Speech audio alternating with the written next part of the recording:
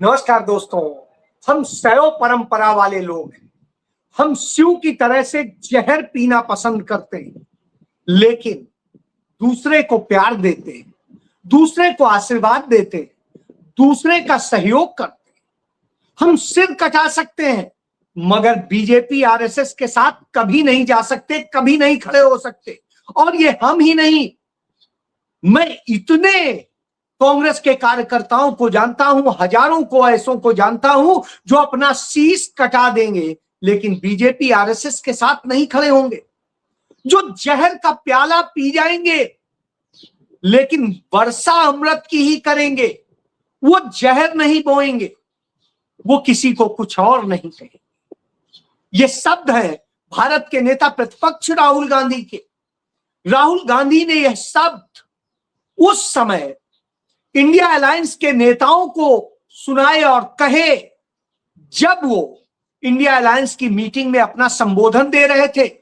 उन्होंने बड़ा स्पष्ट कहा कि उतनी देर से सबने कांग्रेस के बारे में पता नहीं क्या क्या कहा। जो उनको कहना था उन्होंने कहा।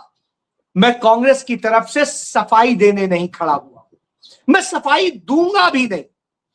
और सफाई देना कांग्रेस का धर्म भी नहीं है, कर्तव्य भी नहीं।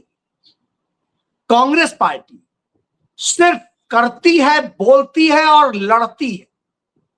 जो उसको समझ पाएगा वो समझ लेगा, जो न समझ पाए वो खुद बाद में पछताएगा। जी हां, राहुल गांधी ने यूं ताकीद किया। उन्होंने कहा, हमारा धर्म क्या है? हम शिव की परंपरा वाले हैं। हम स्नेह के बूते, प्रेम के बूते आपको जोड़ेंगे, आपसे बात करेंगे, आपको अपना बनाएंगे, लेकिन हम आपको जहर नहीं पीने देंगे। जहर का प्याला हम खुद पी जाएंगे। जी हां, ये राहुल गांधी के शब्द थे। जब तमाम सारे विपक्षी दलों के नेता कांग्रेस को कोस रहे थे, तब राहुल गांधी का यह संबोधन था। यह संबोधन आज जब जारी किया गया तो निश्चित रूप से इंग्लिश में है, इसलिए बहुत सारे लोग नहीं समझ पाते, लेकिन उसे यदि आप सुने ध्यान से तो आप समझेंगे कि राहुल गांधी ने कितनी बड़ी बात कही है। उन्होंने कहा कि कांग्रेस बाकी दलों की तरह एक ऑर्गेनाइज्ड या ऑर्गेनाइजेशन के बूते खड़ा हुआ संगठन नहीं है। कांग्रेस एक सिंपल पार्टी नहीं है, राजनीतिक पार्टी नहीं है। कांग्रेस पार्टी इस देश के नागरिकों के हकों के लिए खड़ी हुई थी और बनी थी। कांग्रेस पार्टी ऑर्गेनाइजेशन के बूते नहीं बनी हुई थी, वो विचारों के बूते बनी थी कि हमें इस देश के लोगों के हितों के लिए काम करना है, उनको हक दिलाने हैं और उसके लिए हमें मूवमेंट करना है, हमें लड़ना है। तो कांग्रेस बेसिकली आंदोलन की पार्टी है। वो अपने आप में आंदोलन, वो ऑर्गेनाइजेशन नहीं है। जो लोग यह सोचते हैं कि कांग्रेस ऑर्गेनाइजेशन है, एक संगठन है, तो वो भूल जाए। कांग्रेस पार्टी में जो है वो ऐसा ही है।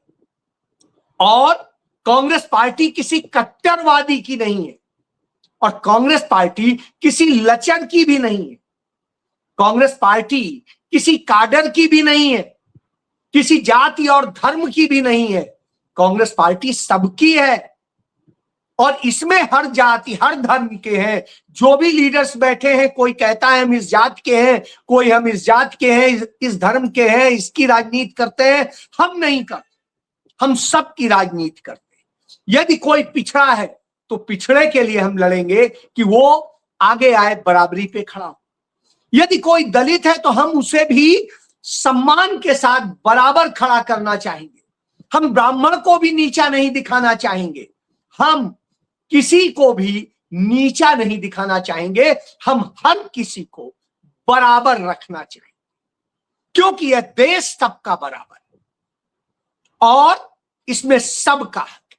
लेकिन किसी का हक मारा नहीं जाना चाहिए, और जिसका हक मारा जाएगा वो चाहे दलित हो, पिछड़ा हो, आदिवासी हो, अल्पसंख्यक हो, या गरीब और दूसरा गुरबा हो, कमजोर हो, वो सवर्णों किसी का भी यदि हक मारा जाएगा तो कांग्रेस पार्टी लड़ती नजर आएगी, क्योंकि कांग्रेस पार्टी हर किसी की समानता की बात करती है, किसी में भेदभाव करने की बात नहीं करती। इसलिए आपको हमें गाली देनी है, दे लीजिए, हम इस पर कोई सफाई नहीं देंगे।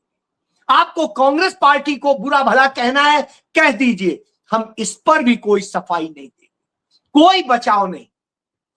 हम जहर का प्याला पी लेंगे। हम इसलिए जहर का प्याला पी लेंगे क्योंकि आपके जीवन में मोहब्बत हो, आपके जीवन में अमृत हो, आपके जीवन में स्नेह हो, और जब यह होगा तो हर जगह समृद्धि होगी, हर जगह आगे बढ़ेंगे। हम झूठ की बुनियाद पर नहीं खड़े होना चाहते, क्योंकि हमारी बुनियाद ही सच्चाई पे। तो हम लड़ने निकले हैं, लड़ेंगे। यदि आप साथ प्यार से आएंगे तो आपका स्वागत है, हम आपके साथ हैं। आप हमें गाली देना चाहे देते, लेकिन हम लड़ेंगे। जहां आपके लिए हमें प्यार से झुकना पड़ेगा, हम वो झुकेंगे, लेकिन हम सिर कटा लेंगे। बीजेपी आरएसएस के पास नहीं जाएंगे, न उन्हें अपने पास आने देंगे। जी हां, दोनों से हम दूरी बनाएंगे, और ये तमाम सारे लोग इधर उधर जाते रहे, हम किसी पर उलहना नहीं देते। ये उनका विषय था। हम नहीं जाएंगे, कांग्रेस नहीं जाएगी, ये वायदा करते हैं। राहुल गांधी के शब्द थे जो तमाम सारे नेताओं को आईना दिखा गए कि इतिहास में तुमने वो पाप किए थे जिनके कारण आज बीजेपी इस तरह से खड़ी है, जिनके कारण बीजेपी तमाम संवैधानिक संस्थाओं का दुरुपयोग कर रही है, और बीजेपी हर तरह से देश के जो संवैधानिक और तमाम सारे जो संस्थाएं हैं उन सब का दुरुपयोग कर रही है, उन्हें बर्बाद कर रही है। तो ऐसी स्थिति में राहुल गांधी की बात पर चिंतन मनन होना चाहिए था। राहुल गांधी एक ही बात पर नहीं बोलते हैं, वो हर विषय पर बोलते हैं, और उनके बोलने के चंद समय बाद ही हमने देख लिया कि किस तरह से संवैधानिक संस्था का दुरुपयोग करके मीनाक्षी नटराजन का नामांकन रद्द कर दिया गया। जब उसके खिलाफ अपील में जाया गया चुनाव आयोग में, तो चुनाव आयोग पहले सुनने को तैयार नहीं, मिलने को तैयार नहीं, और जब मिला तो कोई आर्डर नहीं। और जब सुप्रीम कोर्ट जाया गया तो सुप्रीम कोर्ट कहता है ये चुनाव से संबंधित है, हम सुनवाई नहीं करेंगे। तो उस अदालत में अभिषेक मनु सिंघवी ने बताया यह चुनाव अभी तो है ही नहीं, अभी तो नामांकन प्रक्रिया है। चुनाव होता तब तो चुनाव पिटीशन बनती, अभी तो ये सिर्फ नामांकन की बात थी, और नामांकन में नियमों का उल्लंघन किया गया। लेकिन जैसा राहुल गांधी ने कहा था वही देखने को मिलता है। राहुल गांधी बताते रहे हैं कि किस तरह से देश की तमाम संवैधानिक संस्थाओं में, अदालतों में, यूनिवर्सिटीज में, हर जगह बैठा दिए गए हैं आरएसएस बीजेपी के लोग। तो वही असर देखने को मिल रहा था। अदालत में वह स्टेट गवर्नमेंट, मध्य प्रदेश सरकार के वकील खड़े थे। वो वकील किस हैसियत से खड़े थे? वो तो पार्टी भी नहीं थे, पार्टी चुनाव आयोग था। तो ऐसी स्थिति में चुनाव आयोग जब पार्टी था, जो कि एक संवैधानिक स्वतंत्र संवैधानिक संगठन है, तो ऐसी स्थिति में क्यों वो आके खड़े हो? और चुनाव आयोग ने जिस तरह का खेल किया था वो भी सामने दिख रहा था। बहरहाल ये सभी को पता था। राहुल गांधी एक दिन पहले ही अपने कार्यकर्ताओं को, पदाधिकारियों को बता चुके थे कि अदालत से क्या आदेश आने वाला है। तो अदालत ने कह दिया हम नहीं सुनेंगे, आप इस पर इलेक्शन पिटीशन पे चले जाइए। जी हां, इलेक्शन पिटीशन। और आपको पता है नियम है कि इलेक्शन पिटीशन 6 महीने के अंदर डिसाइड होनी चाहिए। लेकिन अभी हाल ही के दिनों में आपने देखा मद्रास हाई कोर्ट ने एक पिटीशन का निस्तारण किया, और वो पिटीशन कब की थी? 2016 की। यानी 10 साल बाद उस पर फैसला आया और पाया गया जो हराया गया था वही असली जीता था, और जो जीता था वो हारा हुआ व्यक्ति। यानी फ्रॉड के बूते एक व्यक्ति 10 साल तक विधायक बना रहा, ये अपने आप में दर्दनाक। और वह केस भी हाई कोर्ट, सुप्रीम कोर्ट, फिर हाई कोर्ट, सब जगह गया, लेकिन हाई कोर्ट के उस जस्टिस ने आईना दिखा दिया सब। यह अपने आप में सबूत है कि अदालतें क्या कर रही। बहरहाल उनका यह कहना था। तमाम जगह आज सवाल उठ रहा है। पूरी कांग्रेस पार्टी आज दिल्ली में थी जो मध्य प्रदेश की है, और उनके चुने हुए 62 विधायक भी थे, और उन सब ने राष्ट्रपति से मिलने का वक्त मांगा था इस अन्याय के खिलाफ, क्योंकि वो इस संवैधानिक प्रमुख हैं। लेकिन राष्ट्रपति ने चुने हुए विधायकों तक को मिलने का वक्त नहीं दिया, क्योंकि वहां भी तो टाइम पीएमओ ही तय करता है, गृह मंत्रालय ही तय करता है। जी हां, यह आज सच है, और इसीलिए नहीं मिला। तो उन सब ने प्रदर्शन करके गिरफ्तारी दी, कहा हम लड़ेंगे, क्योंकि जब कोई सुनेगा नहीं, चुनाव आयोग हमारी सुन नहीं रहा है, अदालत हमारी सुन नहीं रहा है, और राष्ट्रपति हमारी सुन नहीं रहा है, चुनाव अधिकारी हमारी सुन नहीं रहा है, तो हमारे पास और रास्ता क्या बचता है लड़ने के सिवा? तो लड़ाई ही लड़नी। यही तो मंत्र राहुल गांधी ने पहले ही दे दिया था। जो मंत्र उन्होंने 3 दिन पहले दिया था, वो 3 दिन बाद, 4 दिन बाद लोगों को समझ आ रहा है। उन्होंने बताया था कोई सुनने वाला नहीं है, आपको लड़ना पड़ेगा। लेकिन फिर भी कोई दूसरा दल अब तक लड़ने नहीं आया, चाहे जिस दल की बात कर ली। हर जगह सिर्फ सड़क पर कांग्रेस, और वही लड़ रही है। अभी आपने देखा 3 दिनों के भीतर हारमुज में जिस तरीके से 3 भारत के पोतों पर हमला हुआ है, और यह हमला किसी और ने नहीं, माय डियर फ्रेंड ट्रंप के सैनिकों ने किया है, जिसमें हमारे देश के 3 नाविक मारे गए, और इनमें से एक तो ऐसा है जिसके पिता अंधभक्त भी हैं मोदी के। लेकिन नरेंद्र मोदी ने एक ट्वीट करके भी उनके लिए संवेदना व्यक्त नहीं की। यह स्थिति है कि 3 दिन में एक बार भी संवेदना व्यक्त नहीं की, एक बार भी ट्वीट करके यह नहीं कहा कि मिस्टर डोनाल्ड ट्रंप इस मैटर को देखिए, बेहद गंभीर है। यह कहने की हिम्मत नहीं कर सका हो तो राहुल गांधी वही कहते हैं कि कंप्रोमाइज्ड पीएम से आप क्या उम्मीद करेंगे? वो डर के ही रहेगा, झुक के ही रहेगा, उसकी औकात नहीं है बोलने की। जी हां, उन्होंने मीनाक्षी नटराजन की याचिका पर भी बोला था कि आप किससे उम्मीद कर रहे हैं? ये उम्मीद नहीं रह गई, क्योंकि चुनाव आयोग संघी बन चुका है, और उसी तरीके से उनके तमाम सारे इंस्ट्रूमेंट्स जो है वो भी उनमें आरएसएस के लोग बैठ गए हैं, और वही इंस्ट्रूमेंट्स है। तो अब आप समझ लीजिए, सब जगह आरएसएस वाले बैठे हुए, वही खाकी पैंट वाले। तो आप क्या करेंगे? तो आप लड़ेंगे, तो आपको लड़ना होगा, जहर पी के भी लड़ना होगा, शीश कटा के भी लड़ना होगा, क्योंकि इस देश को बचाना है, अपने बच्चों का भविष्य बचाना है, आने वाली पीढ़ी के लिए बचाना है। हमारे पुरखे हमें आजाद करा के देश दे के गए थे, हमने, हमारे पहले की पीढ़ी और हमारी पीढ़ी ने उसे गुलामी में ढकेल दिया। आज स्थिति क्या है? आज स्थिति ये कि भारत में मतदाता कौन होगा, यह भी बीजेपी की सरकार तय कर रही है, आरएसएस के लोग तय कर रहे हैं। और इसी तरीके से आज यह भी ये तय कर रहे हैं कि प्रत्याशी कौन होगा, और यह भी तय कर रहे हैं कि सत्ता कौन होगा और विपक्ष कौन होगा। जब यह हो रहा हो तो स्वाभाविक सी बात है, एक ही रास्ता होता है लड़ने का, क्योंकि ये चोर है तो डरते भी हैं। तो इनका डर भी देखने को मिला पश्चिम बंगाल में। पश्चिम बंगाल में आग लग गई चुनाव के दफ्तर में, या लगा दी गई। तो आप सोचिए, वहां जो आग लगी या लगा दी गई, और उसमें जला क्या? 4000 ईवीएम, वो ईवीएम जिन पर यह था कि इनके जरिए सारी गड़बड़ घोटाला किया गया। तो अब आप सोचिए, सबूत भी नष्ट कर, तो आग लगा दी गई। आप कहेंगे ये पहला मामला है, नहीं पहला मामला नहीं है।